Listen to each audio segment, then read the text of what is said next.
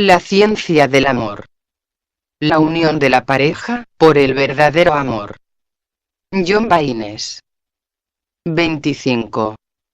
Lo satánico en el amor, es la frigidez, y la impotencia.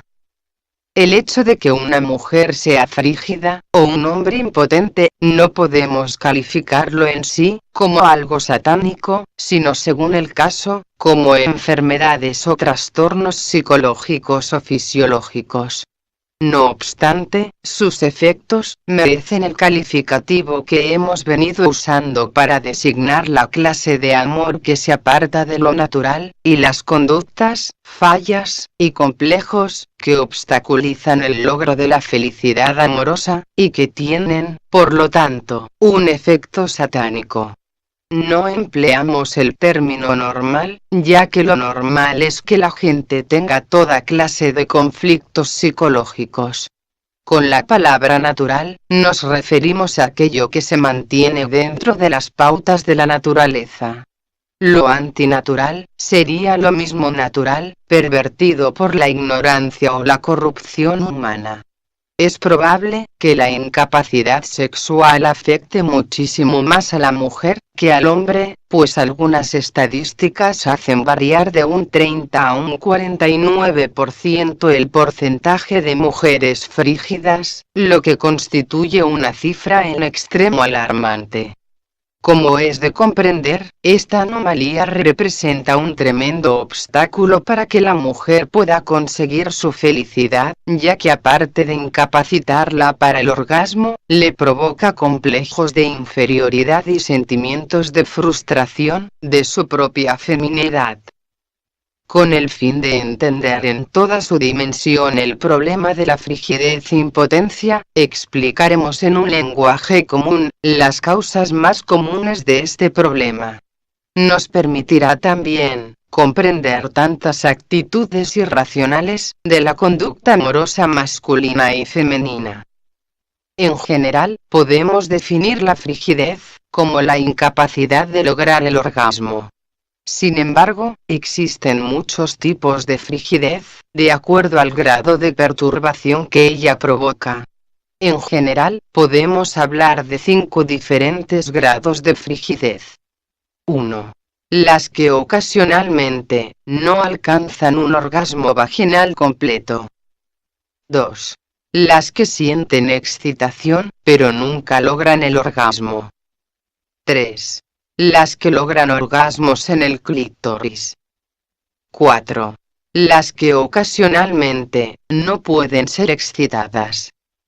Y 5. Las que padecen de frigidez total, con la erogeneidad genital bloqueada. Las causas de la frigidez son eminentemente psicológicas, aun cuando existen también muchos casos de anestesia vaginal y enfermedades orgánicas del sistema nervioso, tales como esclerosis múltiple, mielitis transversa, tabes dorsal, y poliomielitis anterior, que provocan frigidez. Se comprende que en estos casos, la posibilidad de curación está en relación a una mejoría de estas enfermedades. En lo que respecta a las causas psicológicas, los factores principales son los siguientes. 1. Insuficiente instrucción sexual en la adolescencia, por ignorancia o lenidad, blandura o falta de rigor de los padres. O bien porque el tema pudo haberse presentado con visos malos o vergonzosos. 2. Asociación entre sexualidad y peligro. 3. Mujeres que presentan envidia del pene. 4. Masturbación. 5. Homosexualidad inconsciente. 6. Traumas de la niñez. 7. Excesiva brevedad de los preliminares amorosos. 8. Eyaculación precoz del compañero. Y 9. Carácter físicamente desagradable de la aproximación del compañero. 1. Insuficiente instrucción sexual en la adolescencia. Resulta muy frecuente que a la mujer se le dé una educación falsa, basada en un malentendido puritanismo. En su niñez, comúnmente se les enseña a ser excelentes dueñas de casa, modelos de esposa, magníficas cocineras, y eficientes madres, pero no se las prepara en absoluto para desempeñarse acertadamente en la relación sexual. Por el contrario, podemos afirmar que, procediendo a la inversa, se la educa a veces, para fracasar, frustrarse, o simplemente tolerar el acto sexual, como un mal inevitable. No obstante, de seguro no existe malicia en esta actitud, solamente ignorancia. La futura esposa recibe detalladas instrucciones sobre el arte de la cocina, y sobre la manera más eficiente de efectuar el aseo en el hogar. Se la educa también, en todo lo relacionado con su futura y probable maternidad. Nada, o muy poco, se dice sobre el sexo, y si algo se habla de esto, es por lo general, interesado, o erróneo. Resulta muy común que una madre que ha sido frígida toda su vida, aleccione a su hija, para que ésta acepte también dicha condición, como una situación normal e inevitable, como algo que estuviera comprendido dentro del destino de ser mujer. Tal vez, su abuela y su bisabuela, procedieron del mismo modo. Esta madre, ignorante y prejuiciada, enseña a su hija los rudimentos de una conducta orgullosa, puritana, y falsamente pudorosa. Le dice, siempre para su propio bien, que el sexo es algo malo, y que es preciso reprimirlo a toda costa. Que perder la virginidad antes del matrimonio sería lo más horrendo que podría sucederle. Que su futuro papel al contraer matrimonio consistirá en respetar al esposo y acatar su mandato, en tener el hogar escrupulosamente ordenado y limpio, en ser una buena cocinera, y en darle hijos sanos, tomando por supuesto la responsabilidad de educarlos. En cuanto a las relaciones sexuales, estas explicaciones se presentan como algo embarazosamente molesto y que es preferible eludir. A lo más, como ya lo dijimos, se le transmite el mensaje, abierto o encubierto, de que el acto sexual es un mal necesario que hay que tolerar, para conservar al marido.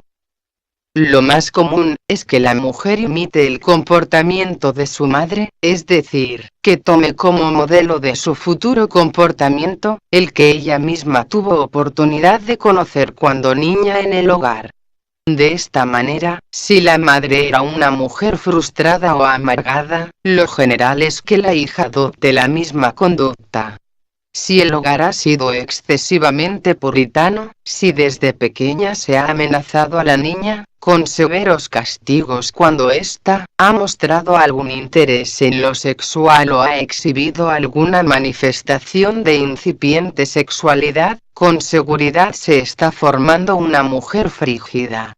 Son muchos los casos en los cuales una mujer llega al matrimonio, en blanco, sin saber nada del sexo, más que lo que ha preguntado a sus amigas en el colegio, las cuales, tan mal informadas como ella, pueden haberle relatado toda clase de historias amenazantes que han escuchado de otras personas. 2. Asociación entre sexualidad y peligro. Es una situación normal que la mujer desde pequeña establezca un vínculo asociativo entre sexualidad y peligro. Hay muchos elementos que contribuyen a que sea así. Los principales son los siguientes. A. Temor a la primera relación sexual. Se ha hecho una idea general entre muchas mujeres que todavía no han llegado a tener relaciones sexuales, que el proceso de desfloración es algo terrible, chocante, o sangriento y doloroso. Es así, como la inexperta, desarrolla un gran temor al sexo.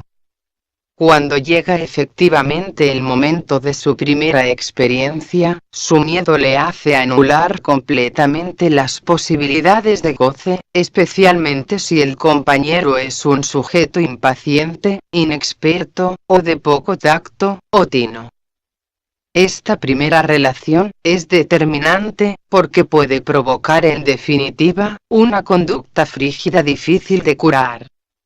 B. Temor al embarazo. Tal como en el caso anterior, muchas mujeres creen también que el parto es una experiencia terriblemente traumática, donde pasa a ser una especie de animal que da a luz. La utilización con respecto a este tema, de expresiones demasiado vulgares y chocantes, por parte de personas ignorantes, la atemorizan profundamente, provocándole un rechazo hacia el acto sexual, con las consecuencias negativas que de esto se pueden derivar. C. Temor a la excitación sexual.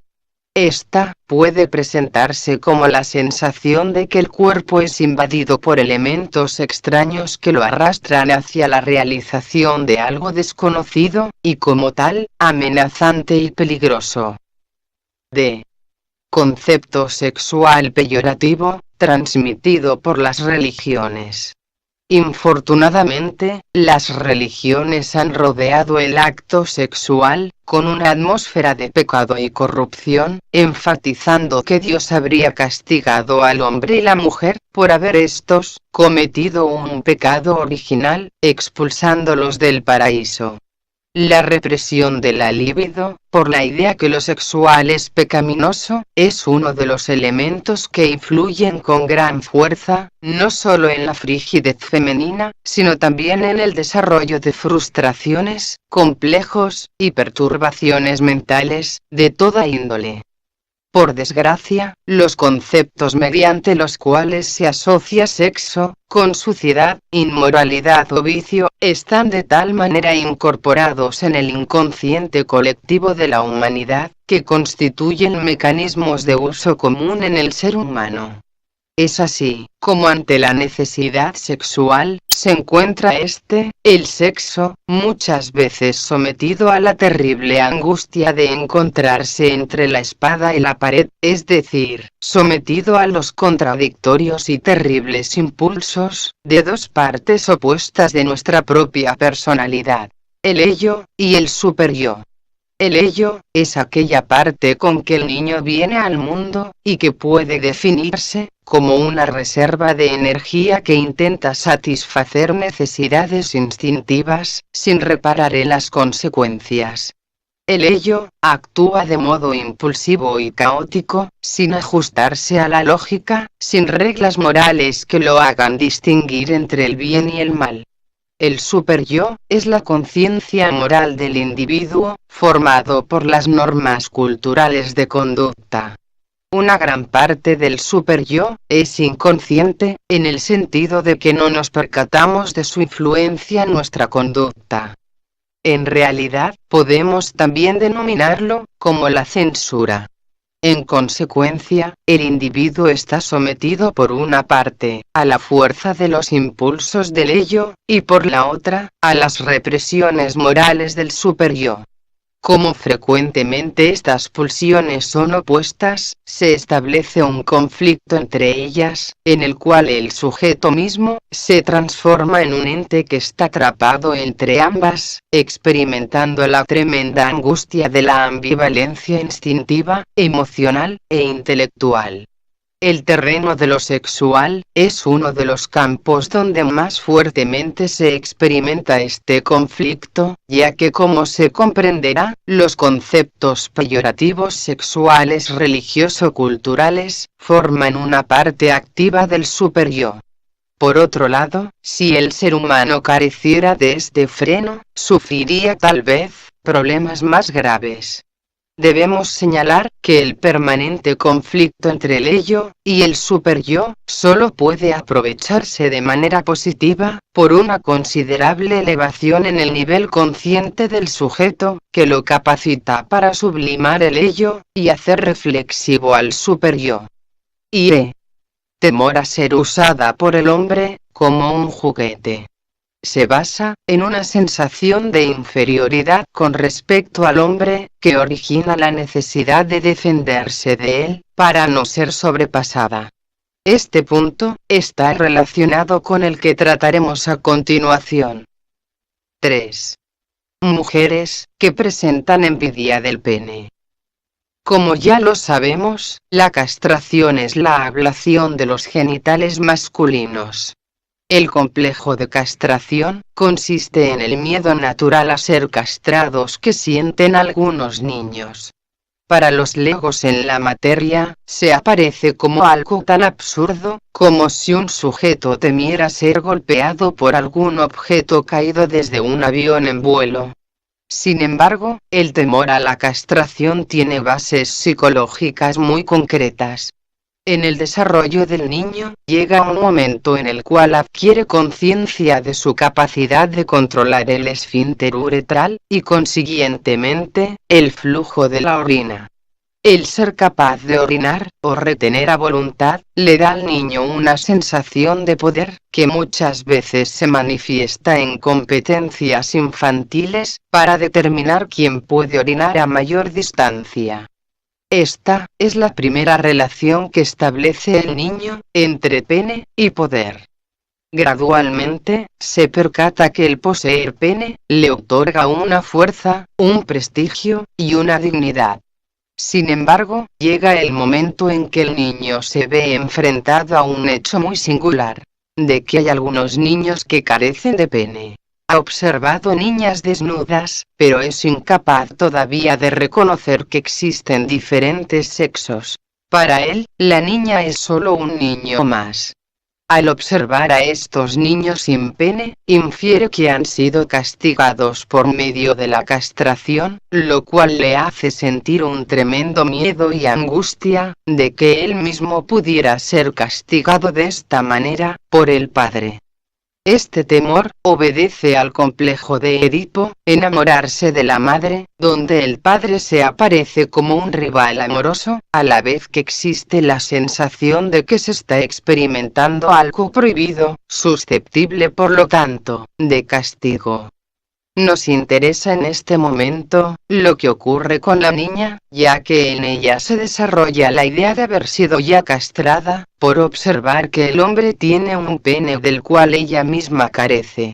El hombre se le aparece entonces como un ser privilegiado, generándose un sentimiento de envidia, que la impulsa a una rivalidad que puede convertirla más tarde, en una mujer fálica, o sea, aquella que deseando emular al hombre, tiene la fantasía de poseer o adquirir un pene.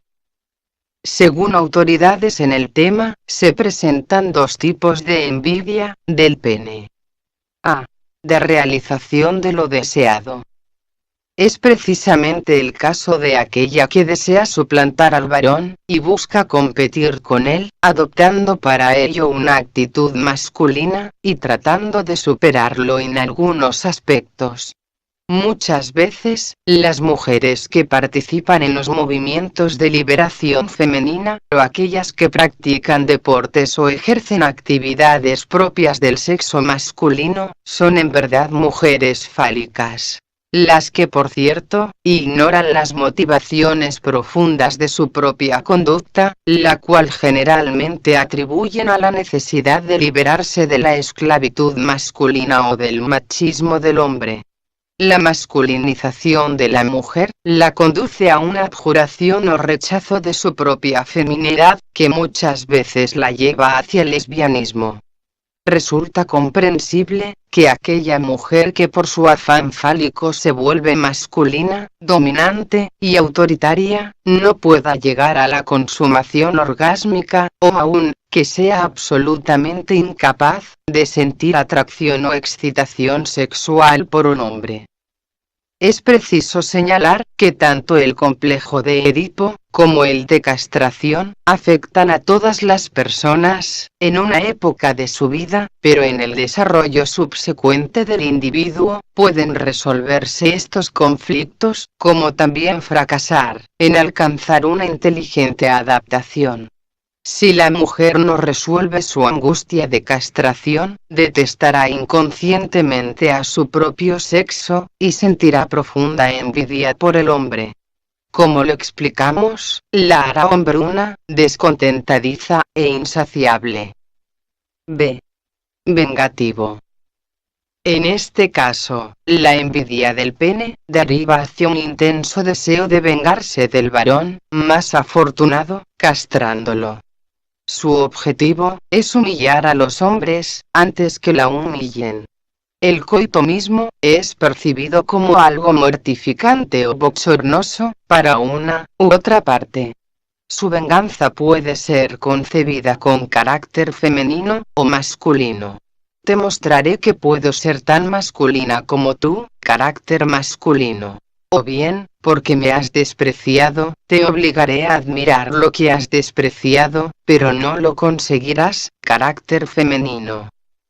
Como manifestación clara de este tipo vengativo de complejo de castración femenino, tenemos el caso del vaginismo, espasmo de la vagina, que imposibilita la introducción del miembro viril, o produce fuerte dolor, que no hace posible el coito.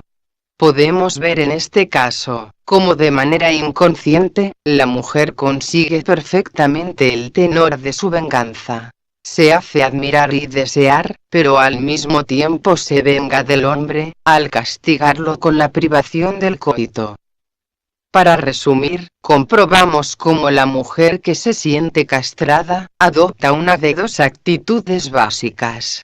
Competir con el hombre en su propio terreno, tratando de superarlo, o bien, vengarse de él, tratando por todos los medios posibles, de castigarlo, humillarlo, o destruirlo. Es preciso tomar conciencia de que el propósito de fondo de muchas mujeres dominantes es el de castrar al hombre, ya que al anularlo psicológicamente, o al coartar seriamente su libertad e individualidad, lo que hacen realmente es despojarlo de sus atributos masculinos. Resulta penoso observar aquellas parejas donde la mujer asume el papel varonil y lleva el mando en todos los aspectos, limitándose el hombre a asumir un papel absolutamente pasivo.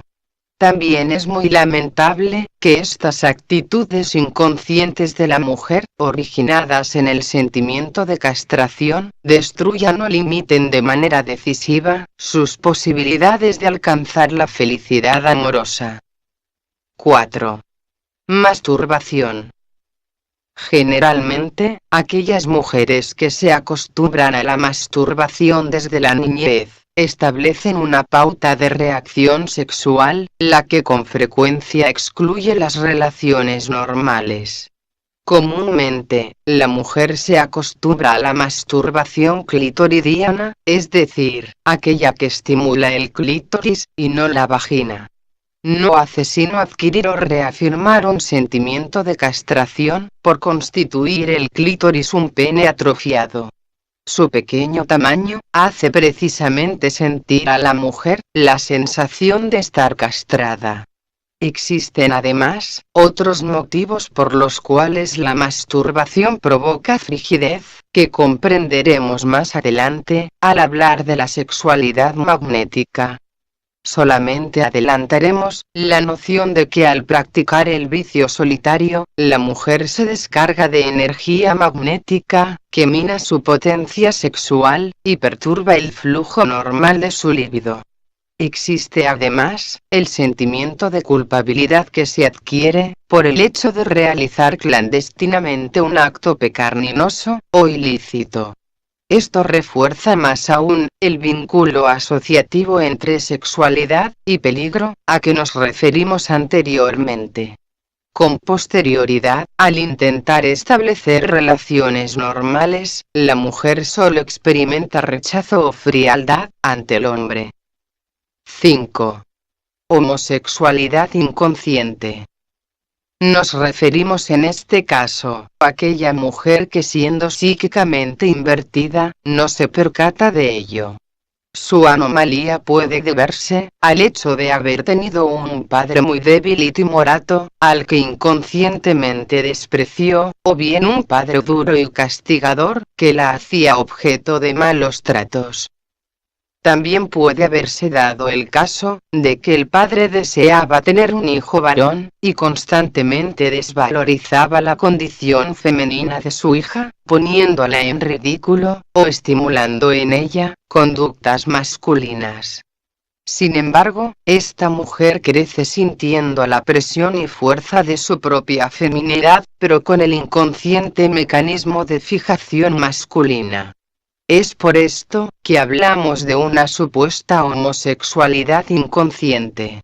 La manipulación del padre ha actuado como un elemento reforzador de la polaridad masculina en la hija, quien deseará intensamente realizar el acto sexual de manera normal, pero siempre sentirá un freno inconsciente que actúa frustrando su libido. Sostenemos que, en la medida en que se logre visualizar o hacerse consciente de la mecánica de estos procesos, y disciplinarse para lograr influir sobre el inconsciente, la persona afectada podrá conseguir superar estos conflictos. 6. Traumas de la niñez. Existen experiencias negativas en la niñez que pueden condicionar muy fácilmente una respuesta sexual negativa. Cuando las pautas morales de un hogar son demasiado estrictas, rígidas o puritanas, se profieren a veces las más variadas amenazas sobre los niños pequeños, ante la menor manifestación de precoz sexualidad. Si una niña, por ejemplo, toca su zona genital, se le dice que es malo, y que Dios la puede castigar, haciendo que se le caiga o se le pudra la mano, o que se le obstruya el portillito provocándole la imposibilidad de hacer pipí. Puede que la niña haya visto perros en el acto de la cópula, y que al preguntar a la niñera, ésta le haya dicho que eso es un terrible pecado, y que Dios también la castigaría si hace esto. También ocurre a veces que esta misma actitud mojigata hace que en los hogares se desaten reacciones exageradas en relación a un hecho determinado. Puede suceder, por ejemplo, que la niña pequeña ha sido sorprendida mientras espiaba a sus padres, cuando estos hacían el amor, o bien, ha formulado preguntas embarazosas al respecto, lo cual ha traído una fuerte reprimenda o castigo. Una vez más, vemos cómo se produce la asociación sexual con lo ilícito, amenazante o sucio. 7. Excesiva brevedad de las preliminares amorosas.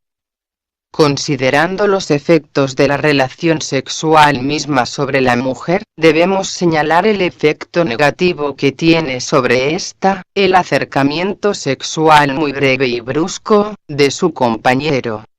Existen al respecto diferencias muy marcadas entre los dos sexos, tanto en lo que se refiere a la respuesta sexual psicológica, como fisiológica.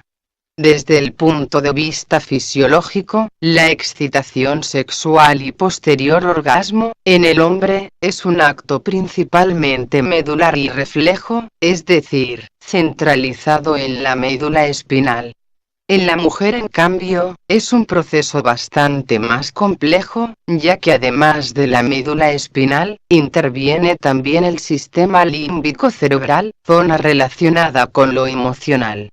Por esta razón, en muchos hombres el acto sexual se manifiesta por un comportamiento rápido y mecánico, que los hace llegar casi inmediatamente a la satisfacción genital. Para la mujer, en cambio, el acto sexual debe ser el corolario final de una lenta programación de estímulos. El hombre responde al estímulo puramente fisiológico. La mujer necesita de las adecuadas caricias psicológicas y emocionales, que despierten sus impulsos eróticos. Para ella, el coito es la culminación natural de una cópula efectuada a nivel sentimental. El hombre, urgido por la necesidad de saciar su apetito, prescinde completamente de esta comunicación sentimental, tomando en cuenta únicamente los atributos físicos de la hembra. De esta manera, resulta común que el hombre alcance rápidamente el orgasmo, mientras la mujer recién ha llegado a los preliminares de la excitación. La repetición del hecho, unido a la indiferencia que el hombre manifiesta por su pareja después del orgasmo, crea en ella una tremenda frustración, que paulatinamente la hace frígida, por el convencimiento interior que la induce a pensar: ¿para qué pierdo el tiempo en esto, cuando no alcanzará a terminar? O bien, ¿qué logro con excitarme, si al final no obtendré la satisfacción que espero? 8. Eyaculación precoz del compañero. Aunque en el punto séptimo se explica el daño que se origina, la eyaculación precoz del hombre es una variante en el sentido de que configura un problema más grave que el anterior, ya que no solamente tiene una reacción puramente medular, sino que además sufre de una forma especial de impotencia conocida como eyaculación precoz, la cual transcurre dentro de una gama que fluctúa desde la eyaculación instantánea al tratar de introducir el miembro, hasta la celeridad anormal con que se produce el espasmo. Y 9. Carácter físicamente desagradable de la aproximación del compañero. Es muy posible que las costumbres sexuales del compañero carezcan absolutamente de un mínimo de delicadeza, y que éste tome a la mujer de manera brutal, sádica o agresiva. Determinadas características estéticas o anatómicas pueden también provocar un profundo rechazo por parte de la mujer, por asociarlas inconscientemente a personajes que conoció en la niñez y que le produjeron asco o repugnancia. Determinados olores a sudor, o a ciertas comidas excesivamente aliñadas, o simplemente mal olor corporal, hacen también que la mujer experimente un instintivo rechazo. Todas las reacciones anteriores pueden suscitarse también a modo de venganza inconsciente, motivadas por el recuerdo de posibles infidelidades conyugales que llegaron a conocimiento de la mujer. También ocurre el caso en que una mujer siente disgusto o falta de atracción por su marido, pero puede experimentar una profunda excitación y conseguir el orgasmo cuando piensa en otro hombre, sea este real o ficticio, con el que se siente más ligada, de acuerdo a su ideal o deseo físico o sentimental. También suele suceder que ella necesite efectuar el coito en una postura determinada, por ejemplo, para poder superar determinadas barreras. Resulta común que la mujer frígida, especialmente la que siente envidia por el pene, presente un temperamento anormalmente combativo hacia los hombres, como si se rebelara contra su condición femenina. Las ideas más comunes al respecto son las siguientes. Lo único que buscan los hombres es acostarse con la mujer. Los hombres son malos. Los hombres no piensan nada más que en su placer egoísta. Esto lo saben todas las mujeres. Una vez que logran hacerle el amor a una mujer, la abandonan, porque ya no les interesa. La relación sexual es muy fácil para los hombres. Hacen un bebé, y se olvidan de una. Por eso, hay que sacarles todo el dinero posible. Los hombres son pervertidos, sucios, e inmorales. Es fácil comprender que con este tipo de mensajes que una mujer lleve en su propio cerebro, el alcanzar la felicidad amorosa será muy arduo, ya que su prejuiciada y caprichosa opinión las conducirá al fracaso. Con respecto a la impotencia masculina, debemos manifestar que es un problema menos complejo que el de la mujer, en los casos de origen psíquico. Existen las siguientes causas fisiológicas de impotencia en el hombre. Enfermedades de los genitales, tales como uretritis, orquitis, prostatitis, etc. Trastornos endocrinos, tales como hipogonadismo, hipopituitarismo e hipotiroidismo. Y trastornos generales, como diabetes, lesiones infecciosas en la médula espinal, fatiga excesiva, o intoxicación crónica. Entre los factores psíquicos, ocurre lo mismo que en el caso de la mujer, cuando se asocia sexualidad y peligro. Existe la creencia inconsciente de que la actividad sexual es peligrosa, y adopta una actitud defensiva, que perturba los reflejos fisiológicos. Es una acción defensiva del yo, el cual renuncia al placer sexual, ante el temor al peligro. La amenaza fundamental es la de la castración, por el temor de que el pene sea dañado mientras permanece en la vagina. En realidad, son dos los elementos más importantes que originan la impotencia en el hombre. 1. Angustia de castración, provocada por el temor a la ablación de los órganos sexuales masculinos. Y 2. Identificación femenina, por complejo de Édipo. Adopción inconsciente de la identidad femenina. Para explicarnos esto, debemos recordar de manera superficial la relación entre angustia de castración y complejo de Édipo. Ya sabemos que el complejo de Édipo consiste en desear sexualmente a la madre. Por esta causa, el niño quiere a su madre para él solo, considerando que el padre es un rival, por el que siente profundos celos y deseos de eliminarlo, para quedarse con su madre. Desarrolla así agresividad con el padre. Sin embargo, por otra parte, el niño admira y quiere a su padre, pero también siente por él celos y agresividad, provocándole remordimientos, culpabilidad y angustia. Se siente culpable frente al padre, pero no sabe por qué. Teme que lo castigue con la castración, por haber querido quitarle a su madre, todo lo cual lo lleva a tratar de hacerse agradable al padre, reprimiendo su propia virilidad, factor que lo impulsó a desear lo prohibido. Así se inferioriza, rebaja, y desviriliza, es decir, se hace femenino, para agradar. De aquí surgen los motivos que tratamos anteriormente, es decir, angustia de castración, por temor al castigo paterno, e identificación femenina, para agradar al padre. En el primer caso, el sujeto ya adulto crea mecanismos que inhiben su sexualidad, por temor. En el segundo, hace lo mismo, pero guiado por un deseo de lavar su culpabilidad de agradar. Lo que verdaderamente nos interesa de esto, son los resultados, cuáles son la formación de un hombre psíquicamente femenino, es decir, desvirilizado, por represión, o renuncia a su condición masculina. Resulta interesante considerar la persistencia de un vínculo sensual con la madre, el cual lleva al individuo a la siguiente reflexión inconsciente. Ningún contacto sexual es lo suficientemente bueno, porque mi compañera no es nunca mi madre. En un nivel inconsciente más profundo, se presenta también esta otra reflexión.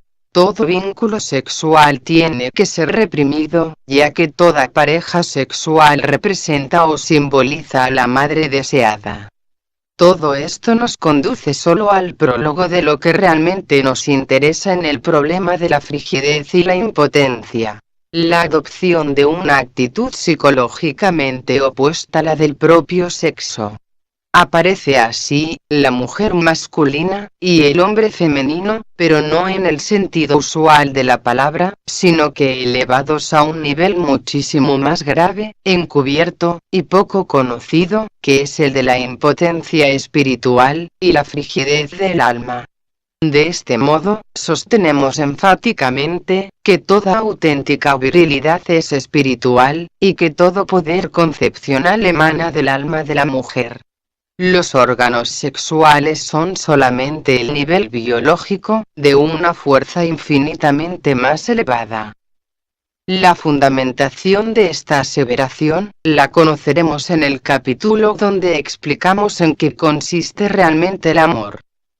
Es preciso advertir que nos valemos del lenguaje psicológico común para explicar fenómenos que tienen una profunda significación hermética, porque la psicología posee un lenguaje de todos conocido, por lo menos en sus rudimentos, existiendo además amplia información al respecto. No podemos usar un lenguaje puramente hermético, porque sería ininteligible para el hombre común. Creemos que la psicología ignora lo que sabe, es decir, que no comprende aquello que sabe. El lenguaje hermético, diríamos que no puede establecer la relación de lo singular con lo general, e ignora la necesidad de proyectar la partícula al todo, y concentrar el todo en la partícula. Sin embargo, es un buen sistema descriptivo de la mecánica de la bestia, es decir, de los circuitos mediante los cuales la inteligencia animal del Homo sapiens aliena y posee la inteligencia humana, esclavizándola a sus propios intereses. De este modo, la psicología, y especialmente el psicoanálisis, pueden, en algunas de sus partes, ser buenos colaboradores en la tarea de cumplir con el axioma hermético tan antiguo y conocido, que dice, conócete a ti mismo. No confundamos pues, psicología, con hermetismo, ya que tienen el mismo parentesco que posee un aborigen ignorante, con un hombre sabio. Psicología es una herramienta útil, desde el punto de vista espiritual y esotérico, solamente para quienes poseen las claves herméticas. De lo contrario, es preciso situarla al nivel de su importancia puramente profesional y ortodoxa, como una técnica que puede ser muy eficaz para el mejor aprovechamiento de las facultades psíquicas, y para la terapia de ciertos trastornos de la personalidad. La psicología es un patrimonio cultural de la humanidad. A la ciencia hermética pertenece exclusivamente una pequeña élite espiritual, a la cual se puede llegar solo por el interés, la humildad, el propio esfuerzo, una motivación profunda, y un adecuado aprendizaje y experiencia personal. Una vez hecha esta necesaria aclaración, podemos volver al tema que realmente nos interesa llegar: la frigidez del alma, y la impotencia espiritual del hombre.